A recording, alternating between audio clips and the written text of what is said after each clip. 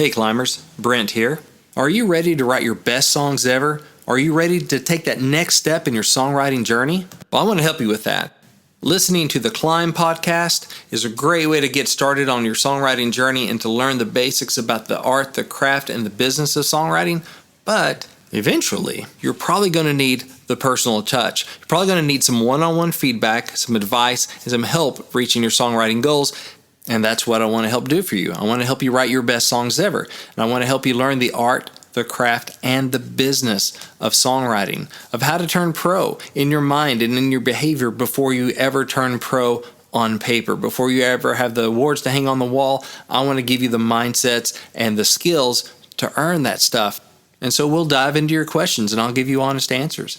And I can help repair your song if it's already written but has a couple bugs and has some opportunities to get better. Or we can help prepare your song if you have an idea, a notion, a title. We can do your own private song title challenge if you want. If you want to get ready for a co-write, if you have a meeting coming up and you want to get your stuff locked down where it's the best it can be, I'm happy to help you do that as well. You can see my calendar, get all the details, and actually book a session at songwritingpro.com/coaching. That is songwritingpro.com/coaching. Now, if you're still not sure if a coaching session with me is the right thing for you, let's listen to what this climber had to say about their session. Having been around musicians and songwriters a lot of my life, I always wondered why some made it and others didn't, and it never really made sense. Like there was a glass ceiling or magic formula, or you had to live in Nashville to even have a shot. But after coaching with Brent Baxter, I've come to understand that it's just like anything else in life worth having. It takes an education, knowing people, practice, and then more education and relationships. I didn't really have a clue how much knowledge and intention that it took until I was in the room with him, a man that made his living and fed his family with the knowledge that he has. There's a lot of naturally talented songwriters out there, but at some point, even the greats have to learn new skills and new ropes to stay relevant. I've had so many roadblocks and awe moments released from Brent that I've lost count. His simple observations have solved many of my complex problems, and he's made suggestions that have changed my entire direction on certain songs and pulled me up higher. Sometimes I cringe at the money I've spent on demos. If I had half the money I had spent on demos and put it toward my education, I'd have a lot less worthless demos. He's explained things to me in 5 minutes that really could have made all the difference that entire time. Song Title Challenge. All right, welcome to another Song Title Challenge where the question is, songwriters, how would you write this one? Climbers send in their song titles to info@daredevilproduction.com. Once again, info@daredevilproduction.com. Production is singular. There is no S. Put Song Title Challenge into the subject line. I spring them on Brent live on this podcast, and we spend the first 15 minutes mimicking what happens on a professional write on Music Row here, where we're just exhausting all the possibilities conceptually before we begin to write the lyrics. Like, what is this song about? What does this title mean? What could it mean? And you go all these kinds of crazy different directions. So Brent and I try as hard as we can. And when I say Brent and I mean the royal we. It's really Brent. And I just there to like carry his bags and hold his cocktail. Whatever. Well, he makes it happen, but we just try to come up with like... No, that's not my cocktail. Well, see, I say it's for him, and then I just drink it while I'm molding it. You're not going to get to it. Hey. We try to come up with 4 or 5 different concepts for the song in like a 15-minute period and some fresh looks at it. It's a creative exercise. It's fun. This is not a co-write in any single way. So you can use parts of what we say if it's your song title that we talk about on the air. You can use all of it. You can use none of it. The only thing that we request is, hey, invite us to the number one party, right? No matter what. Even if maybe we don't hit the nail on the head at all, but it springs you to the 6th thing. And you're like, this is the way we got to go with this song because that made me think of it after listening to the exercise. So, and still invite us to the number one party. Yeah, we still want to be there because we were part of it, right? Exactly, yes. Finally, if you have, after listening to the episode, if there's something that you feel we missed, if there's an angle we didn't get, by all means, please put it in the post and add to it. We like that. So, are you ready? Do you have anything to add to that, first of all? No, just want to encourage you to dig a little more deeply into your ideas. And so this is an example of showing, hey, there's more than one idea to go with the title.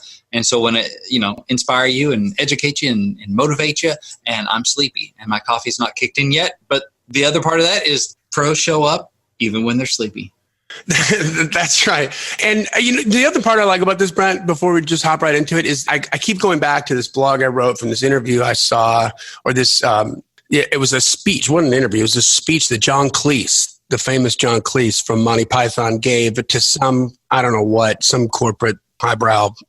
To someone not as cool as him, yes. Stiff, yeah, definitely. And he was talking about creativity is not a talent. It's an operation. It's a method of operating. It's an intentional method of operating. And he talks about some of the Monty Python stuff. He doesn't mention the guy, but there's one particular person in that troupe who just was in such a rush to get it done.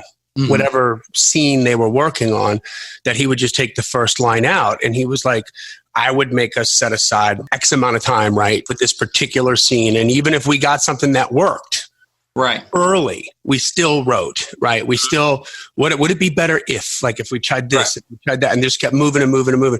And he goes, and my stuff was always, frankly, funnier because we dug deeper and did that. And so I think this is a really good exercise that demonstrates every other week how to, you and I set aside a little time, we sit down, we throw out a title, and before we do anything, we spend 15 minutes just digging into conceptually what it could be about. That's right. All right. So this is from climber Bob Abner. Bob. Hey, Bob. Bob. What about Bob? Just see what you're going to do with this title. It seems specific to me, but let's see what happens. Well, if you've ever met Bob, you know Bob himself is very specific. So okay, well, I don't know what that means. I don't know what that means, but I like Bob. All right. So the title is New Teeth and a Used Trailer. New Teeth and a used trailer. Used trailer. Wow. It's out there, man. New Teeth and a used trailer. Okay, so I've never heard that as a title before, Bob. I think Bob's messing with me. He's trolling me, but here I am. Yes, here I am. You're up for the challenge. If you saw this as a publisher, he slapped me with the glove. It's like, how about new teeth across the face, like the fencers used to do. Exactly. Yes, sir.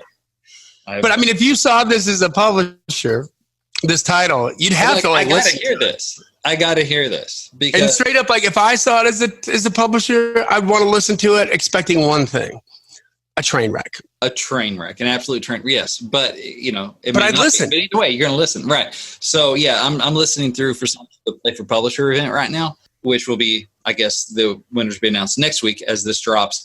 But, yeah, if that title were to come through, I mean, I listen to every single one of them because that's the deal.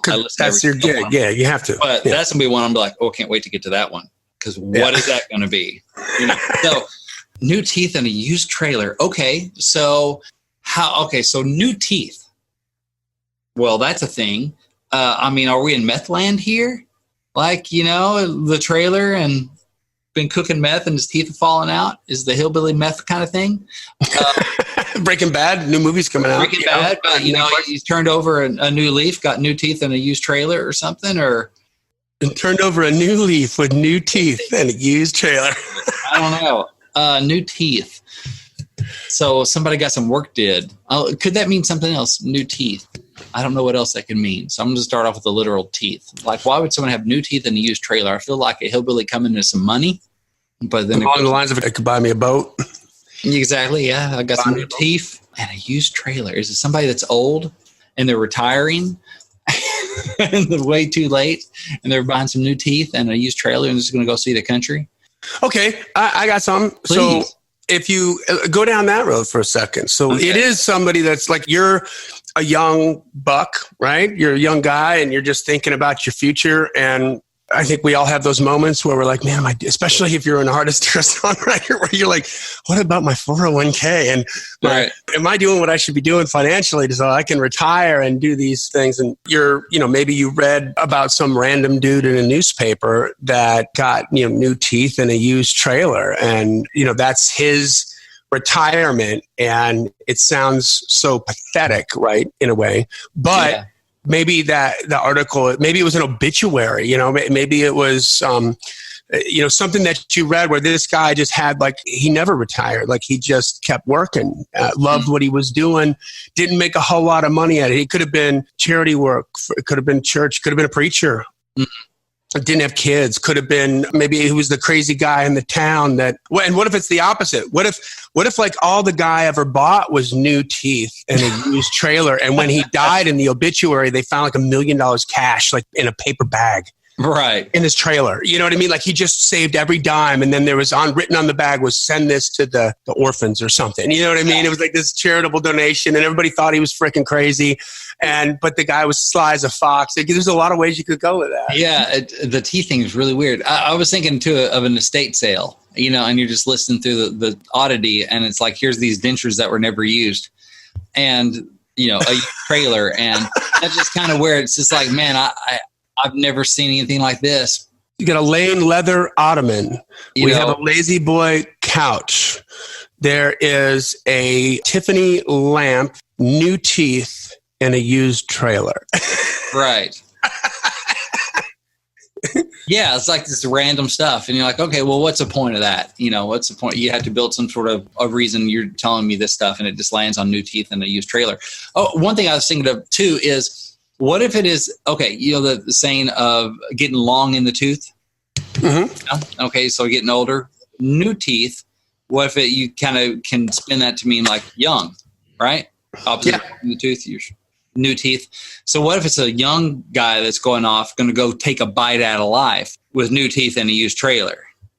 Oh, yeah. There's a way to do that. Like a hope and a dream, like a living on a prayer. Yeah. A wing and a spare, you know? And...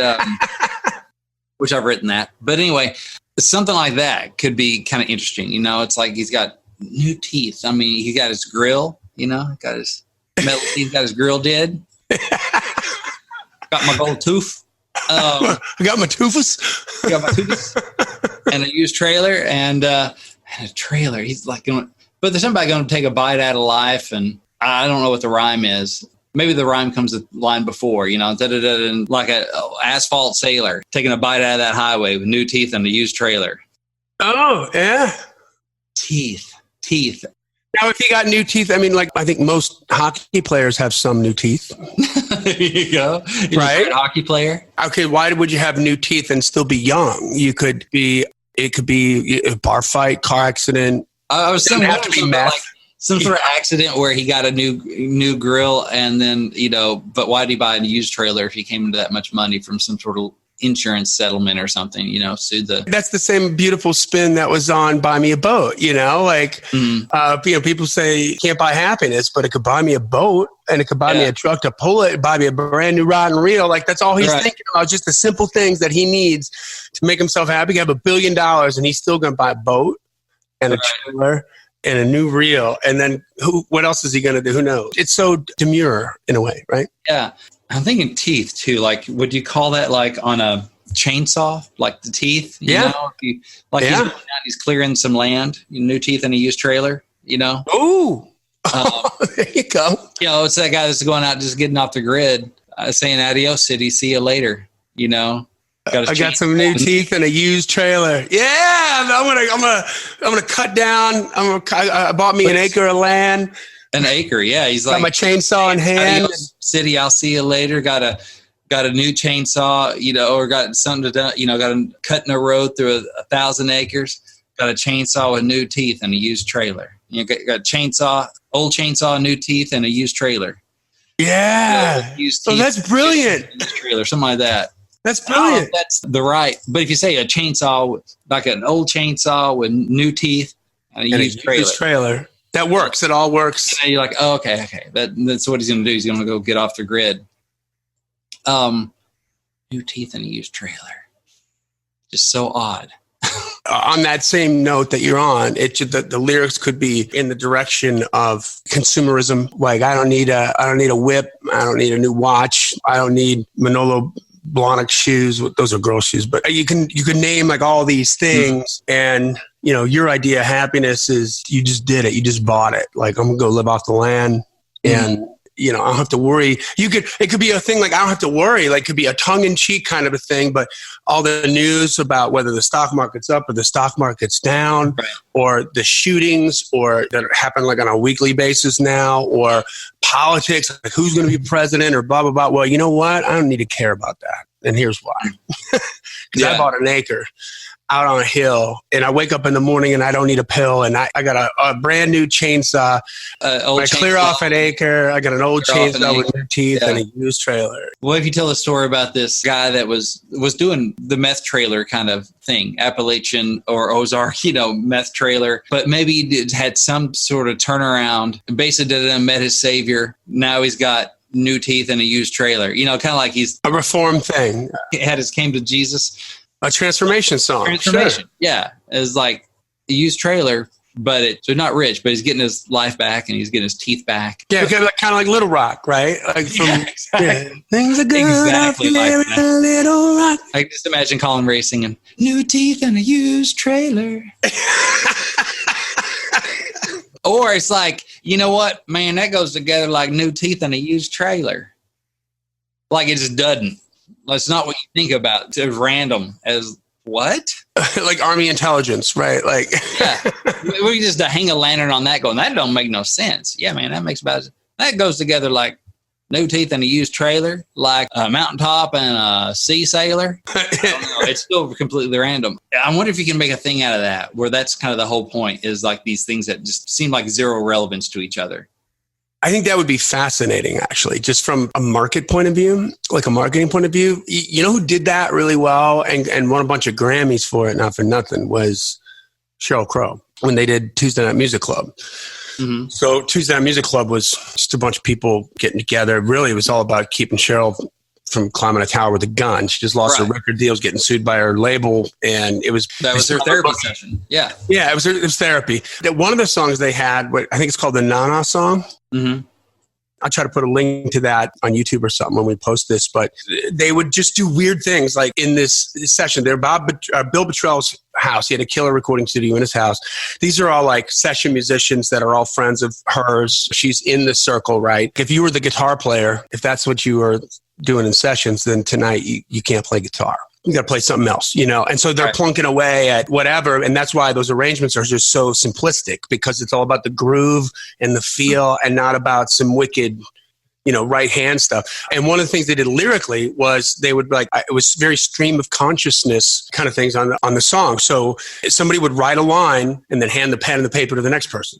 And then they would have to write a line behind that. And it was, it was wicked. It was super interesting. Also, like, new teeth are a good investment. A new trailer is not, because it depreciates. What, I need my teeth, so I need good new teeth. That's a wise investment. A new trailer is not, because as soon as you roll it off the lot or they plunk it down on land, it loses a lot of value because it's no longer new, right? So, this guy's talking about good investments, as he's older. Bit of wisdom, man. New teeth and a used trailer. Buy low, sell high. All this stuff. Oh, that's interesting. Yeah. When you get my age, you just learn new teeth and a used trailer. Like, well, and you could spin that up to be kind of like this is a bad example, like word wise, but like The Millionaire Next Door. I mean, there's a lot of like rednecks where people think they're just stupid because they talk slow. It's like, man, this guy, he's got like a 1976 rusted out Chevy pick-em-up truck, but he's got a boatload of money in the bank, bro. Yeah. He's not being ridiculous with his money. So that here's the lyrics to that Nana song. It's like video countdown, cyberphilic optics, profligate talk shows, scrounging for a topic, rockabye gravy train, cradle's gonna rock me, 37 million's what Larry Parker got me. World War IX, my first Sony. Beatles wrote the Nike song and called it macaroni. Billie Jean, Burger King, chauvinist, pig pen. U.S. Army only wants a few straight men. Na, na, na, na. And then that's the chorus, right? Panaflex, Soloflex, Genuflect, Pope. What the world needs now is babies, guns, and hope. Guardian angel, dust in the wind, cries Mary. Wanna be Madonna, but the price is too high, very. Perfect rhythm Nazis in a pagan rhythm nation. Everybody's equal in the glow of radiation. Got a 4-wheel drive and I park it in the driveway. When I get drunk, I drive it on the parkway. Got to get a TV set for my car. Tonight's the battle of the network stars. My favorite line on this is, so the next line is Santa Flush Bud Bowl Man making me sick because anybody in a helmet just looks like a dick. Steely Dan rather be a hammer than a nail. The Serbs, the Poles, and the Czechs in the mail. Eat, sleep, live, die, effing record label. G. Gordon Liddy under my table. Clarence Thomas, here it is. Clarence Thomas organ grinder, Frank DeLeo's dong. Maybe if I'd let him, I'd have had a hit song. Frank DeLeo being the head of like a total scumbag for the record industry. But I mean, they just did that, right? I mean, that's like a piece of art, like just of abstract performance art. Yeah, and about rhythm and how it rolls off the tongue, right. And it's just a cool thing like that. And it wasn't a hit or anything, so but it's fascinating. I think of that Beck song "Loser." Yeah. My time is a piece of wax who's fallen on the termite, who's choking on the splinter. I'm like, I have no idea what you're talking about, Beck, but it was a hit because it was grunge, and at the time, it was alternative. Like alternative to what? Making sense? I don't know what you're talking about. Alternative to intelligence or something? I don't know. I guess he's brilliant, but I just don't get it. Maybe that's because I'm not. So anyway, but I still like that song if I hear it. So, you could go that total way. But I think there's something interesting about the investment, new teeth and a used trailer. Like if you get old like me, here's a good investment. Yeah, you'll thank me later. Best in new teeth and a used trailer. Yeah, like a conversation you could have like with an old guy at a bar. An old guy who's giving you some, kind of like, hey, that's what I did. There you go. New teeth, whatever helps you eat the good burger and a good steak and a used trailer. Don't ever depreciate. Old teeth don't buy good steak, and used trailer and new trailers don't appreciate. There you go. Like the other side of it, just like this, just random kind of advice from this guy about like how to spend your money. So I think that's some new teeth and a used trailer. That's cool. There's some good stuff there. Anyway, that's really random. Thank you, Bob. Challenge accepted. We're at 22 minutes. Can I quit now? Yes. So, hey, man, if somebody wants to do this privately with you, maybe they don't want to get their killer title to the world. What are you going to do? Bob was like, I'll see your international 19 minutes and I'll raise you new teeth and a used trailer. So, yes, if you're interested in doing a private song title challenge, a one-on-one consulting session, I do them in person on occasion, Southwest Missouri, Nashville. I do them online a lot. So phone, online, you can ask me anything you want about the art, the craft, the business of songwriting. Yeah, I do personal song title challenges for people and just try to help you however I can. You can get all the details, see my calendar, book an appointment at songwritingpro.com/coaching. That is songwritingpro.com/coaching. There you go. And hey, guys, you can send in your song titles, as many as you want, as much as you want. And apparently as weird as you want. Thanks, Bob. To info@daredevilproduction.com. Production is singular. There is no S. info@daredevilproduction.com. Please put song title challenge in the subject line so it gets in the right folder, and maybe we'll just read it on the air. This podcast is this because we want you to win, so keep on climbing. And we'll see you at the top.